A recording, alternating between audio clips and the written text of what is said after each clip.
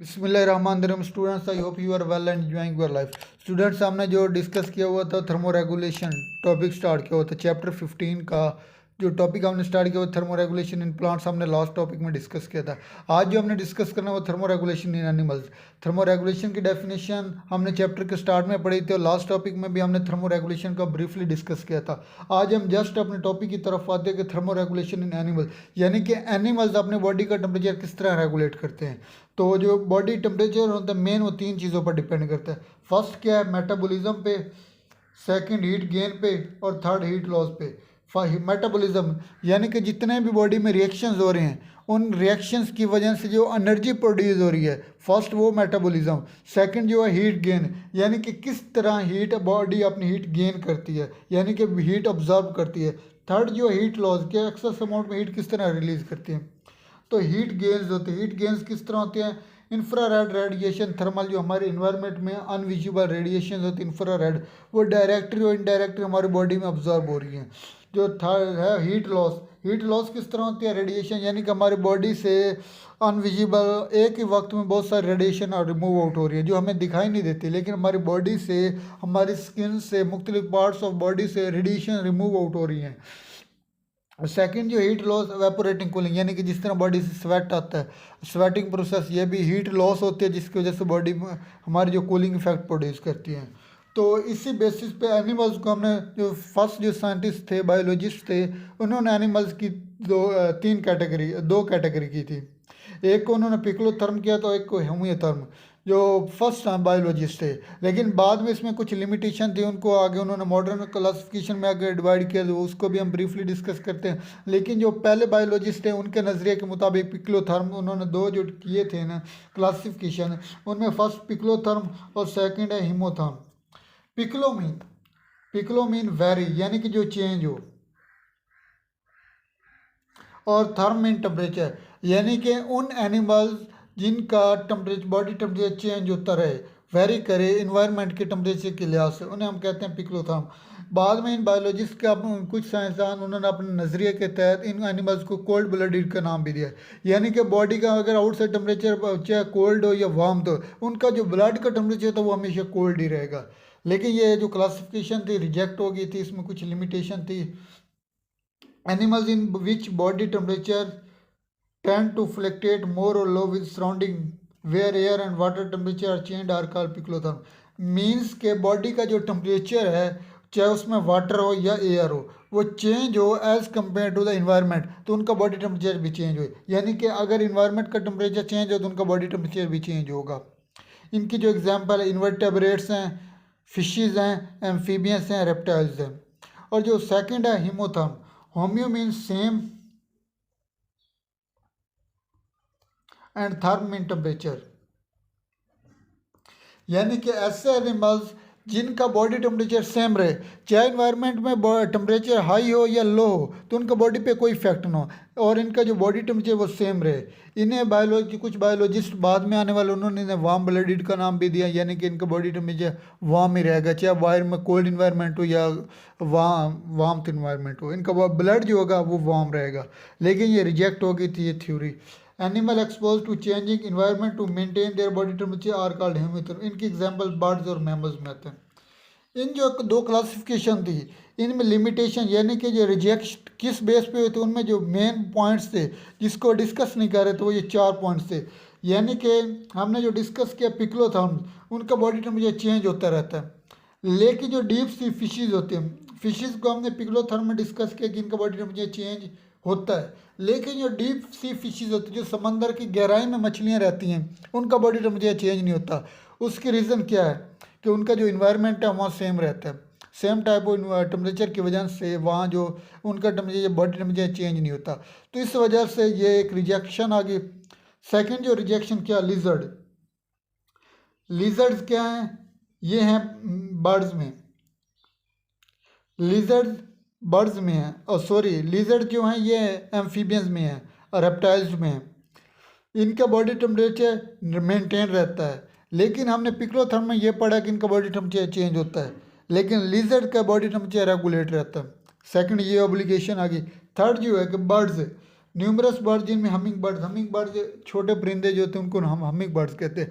Humming इस वजह से कहते हैं जब वो बोलते हैं तो उनकी आवाज़ हम की तरह होती है, इस वजह से इन्हें हम हमिंग बर्ड्स कहते हैं। इनका जो बर्ड्स का होता है वो टेम्परेचर हमने जो पढ़ा ओमिथॉन में इनका बॉडी टेम्परेचर सेम रहता है, लेकिन जो हमिंग बर्ड्स होते हैं इनका बॉडी टेम्परेचर चेंज होता रहता है। थर्ड ये ऑब्लिगेशन आगे। जो फोर्थ ऑब्लिगेशन है bats, bats very there body temperature. Bats हमने पढ़ा है बर्ड्स में और मैमल्स में, होम्योथॉर्म में, लेकिन बैट्स जो है इनका बॉडी टेम्परेचर चेंज होता रहता है। इन चार ऑब्लिगेशन की वजह से ये थ्योरी जो थी ये रिजेक्ट होगी। जो मॉडर्न क्लासिफिकेशन आई वो मॉडर्न क्लासिफिकेशन किस बेस पे आई कि इनके अंदर जो हीट की प्रोडक्शन उस बेस पे उन्होंने बाद में आने वाले बायोलॉजिस्ट में उसमें चेंजिंग लाई, और वो चेंजिंग की वजह से जो नई थ्योरी पेश की गई उनको मज़ीद 3 क्लासिफिकेशन में डिवाइड की। एक को एंडोथर्म, एक को एक्टोडर्म और एक को हेट्रोथर्म। एंडोथर्म, एंडो मीन इनसाइड और थर्म मीन टेम्परेचर, यानी कि ऐसे एनिमल्स जिनका वे ऑफ प्रोडक्शन या जिनका सोर्स ऑफ हीट प्रोडक्शन है वो इनसाइड द बॉडी हो। Animals produce heat on their body by metabolism and regulate there body temperature, यानी कि ऐसे एनिमल्स जिनका बॉडी टेम्परेचर का जो सोर्स है वो इनसाइड द बॉडी हो और वो अपनी ही एनर्जी से अपने आपको मेटाबॉलिज्म के जरिए जो उनकी एनर्जी रिलीज होती है उस एनर्जी की वजह से अपने बॉडी का टेम्परेचर रेगुलेट कर रहे होते हैं। इनकी एग्जाम्पल बर्ड्स हैं, सम फिशेज हैं, फ्लाइंग इंसेक्ट और मैमल्स हैं। जबकि जो हेक्टोथर्म्स हैं ये एनिमल्स कौन से होते हैं, ये प्रोड्यूस, इनकी एनर्जी जो प्रोड्यूस तो होती है, तमाम एनिमल्स के अंदर जो मेटाबॉलिज्म होते हैं मेटाबॉलिज्म की वजह से एनर्जी प्रोड्यूस होती है, लेकिन इनकी जो एनर्जी होती है वो एक्सचेंज होती है, एक्सचेंज होती है इन्वायरमेंट की वजह से, इन्वायरमेंट के साथ, और सारी की सारी एनर्जी लॉस होती है और इनको अपने बॉडी रिक्वायरमेंट के लिए एनर्जी जो चाहिए होती है वो आउटसाइड द इन्वायरमेंट चाहिए होती है। इस वजह से ये क्या करते हैं, इन produce heat at low level, इनकी हीट प्रोडक्शन होती है मेटाबॉलिज्म की वजह से, लेकिन वो इन्वायरमेंट के साथ एक्सचेंज हो जाती है, यानी कि इन्वायरमेंट में लॉस हो जाती है। और ऑब्जर्व फ्रॉम सराउंडिंग, यानी कि इन्होंने अपनी बॉडी की रिक्वायरमेंट्स एनर्जी की पूरी करने के लिए इन्होंने इन्वायरमेंट से एनर्जी ऑब्जर्व करनी होती है। Not regulate there body temperature, और बॉडी टेम्परेचर रेगुलेट नहीं कर सकते जब तक इन्वायरमेंट से आप हीट को ऑब्जर्व ना कर सके। इनकी एग्जांपल क्या है, मोस्ट इन्वर्टेब्रेट्स, फिशेस एंड रेप्टाइल्स, ये एक्टोडर्म्स में आती हैं। कुछ फिशेस एंडोथर्म में आती है जबकि कुछ फिशेस, ज़्यादातर फिशेस जो होती है वो एक्टोडर्म में आती हैं। हेट्रोथर्म, हेट्रो मीन्स डिफरेंस, यानी कि ऐसे एनिमल्स हैं जिन्होंने अपनी बॉडी टेम्परेचर, इनकी बॉडी के अंदर मेटाबॉलिज्म होनी है, प्रोडक्शन होनी है, कुछ ही अपनी एनर्जी की रिक्वायरमेंट्स अपने मेटाबॉलिज्म की वजह से पूरी कर लेंगे और कुछ बॉडी में रिक्वायरमेंट्स आउटसाइड द इन्वायरमेंट लेनी पड़ेंगी, यानी कि इन्होंने अपनी एनर्जी भी प्रोड्यूस करनी है, कुछ काम अपनी बॉडी के अंदर अपनी एनर्जी से लेने हैं, और कुछ काम ऐसे होंगे जिनके लिए इन्होंने आउटसाइड द इन्वायरमेंट से अपनी एनर्जी को लेना है।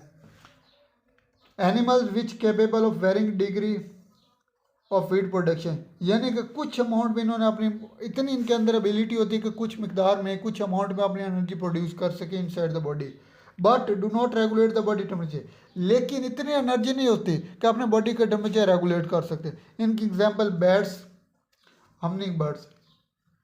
अब ये जो क्लासिफिकेशन थी ये वैलिड थी, इस क्लासिफिकेशन अभी तक जितने भी बायोलॉजिस्ट है, जितने भी हम पढ़ रहे हैं, इसी क्लासिफिकेशन को मद्देनज़र रखते हुए पढ़ रहे हैं और एनिमल्स की क्लासिफिकेशन कर रही हैं टेम्परेचर के लिहाज से।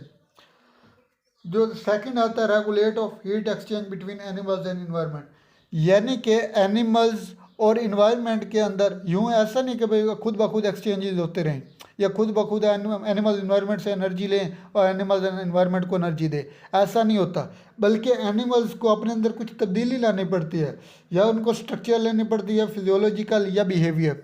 ये 3 मुख्तलिफ किस्म की चेंजिंग हैं जिन्हें अपने बॉडी के अंदर लेनी पड़ती हैं ताकि वो इन्वायरमेंट के साथ रेगुलेट कर सके, इन्वायरमेंट के साथ थर्मो रेगुलेट कर सके, बॉडी टेम्परेचर रेगुलेट कर सके। फर्स्ट क्या तब्दीली, स्ट्रक्चरल, यानी कि उन्होंने अपना स्ट्रक्चर ऐसा बनाना है ताकि उनका बॉडी टेम्परेचर इन्वायरमेंट के साथ रेगुलेट करे। वो किस तरह, सब डर्मल, सब कहते हैं छोटी डर्मल कहते हैं जिल्द की तह को, subdermal fatty layer of for insulation.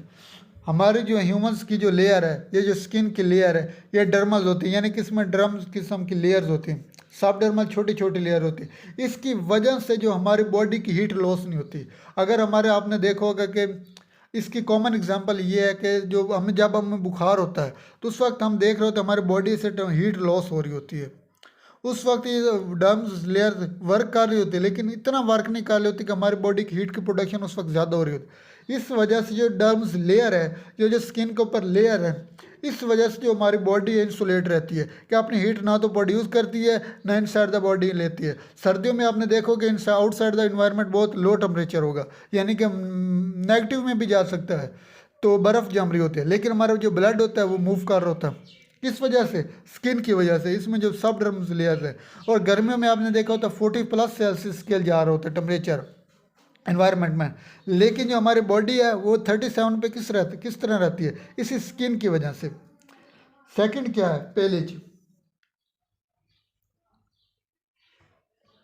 Pelé's कहते हैं एनिमल्स में, ये ह्यूमंस में नहीं होता है बल्कि एनिमल्स में होते हैं, यानी कि इनके स्किन के ऊपर जो बाल होते हैं। बर्ड्स का हम क्या, जब डॉग्स, जैसे डॉग्स हो गए, दूसरा एनिमल्स होते हैं जो बोल नहीं सकते, उन बोलते हैं लेकिन उनके अंदर काबिल समात, हम यूँ कह सकते हैं कि उन्हें जो पेलेज होते हैं एनिमल्स, बर्ड्स के अलावा, ह्यूमंस और बर्ड्स के अलावा जो एनिमल्स होती हैं उनकी स्किन के ऊपर हेयर होती हैं,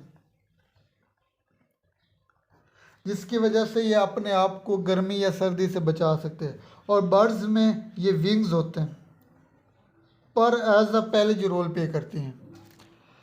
थर्ड जो है स्वेट ग्लैंड, यानी कि प्रोडक्शन ऑफ स्वेट ग्लैंड की वजह से ये स्ट्रक्चर है, यानी कि जो स्वेट ग्लैंड स्किन या बॉडी के दूसरे पार्ट्स में होते हैं, कूलिंग इफेक्ट प्रोड्यूस करते हैं। ये भी स्ट्रक्चर है, ये तब्दीली लाई है ना। Second, lungs modified for painting. आपने सर्द गर्मियों में नोट किया होगा, अक्सर जो कुत्ते होते हैं थोड़ा देर भागने के बाद उनकी ज़बान के आगे पानी आ रहा होता है, और जो ज़बान, उनको उसे हम पेंटिंग कहते हैं, यानी कि उनकी जो ज़बान होती है वो as a thermoregulation work कर रही है। और जो थर्मो रेगुलेशन की वो जो ज़बान से पानी का आ रहा है, पेंटिंग का आ रहा है, वो उसकी बॉडी के में कूलिंग इफेक्ट प्रोड्यूस कर रही है और उसके बॉडी का टेम्परेचर लो कर रही है। ये जो होती है, ये होती सिर्फ डॉग्स में है। सेकंड क्या? Physiological mean functional. उन्होंने कुछ ऐसे काम करने होते हैं जिसकी वजह से उनका बॉडी टेम्परेचर रेगुलेट हो सके। वो काम क्या है? फर्स्ट काम क्या है? Regulate of blood flow. उन्होंने अपने अंदर ब्लड को फ्लो रखना होता है, जिसकी वजह से उनका बॉडी टेम्परेचर मेंटेन रह सके। यानी कि जब आपने नोट किया होगा कि जो बॉडी टेम्परेचर आप जिस्म के किसी से भी खून लें, खून का जो टेम्परेचर होगा वो सेम होगा, यानी कि उनके बॉडी के हर वक्त जब ब्लड मूव करता रहे, रेगुलेट करता रहे, तो उसकी वजह से उनका जो टेम्परेचर होगा वो मेंटेन रहेगा। सेकंड, जो गर्मियों में हीट की, जब गर्मी में होते हैं, गर्मी की ज़्यादा होता है आउटसाइड इन्वायरमेंट में, तो जो ब्लड की फ्लो होती है वो तेज़ हो जाती है।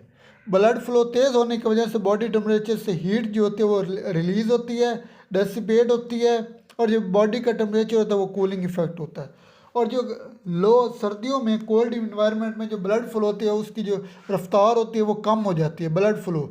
तो रफ्तार कम होने की वजह से जो हीट होती है वो come outside the body remove होती है, और इस वजह से जो बॉडी को कूलिंग इफेक्ट प्रोड्यूस होता है।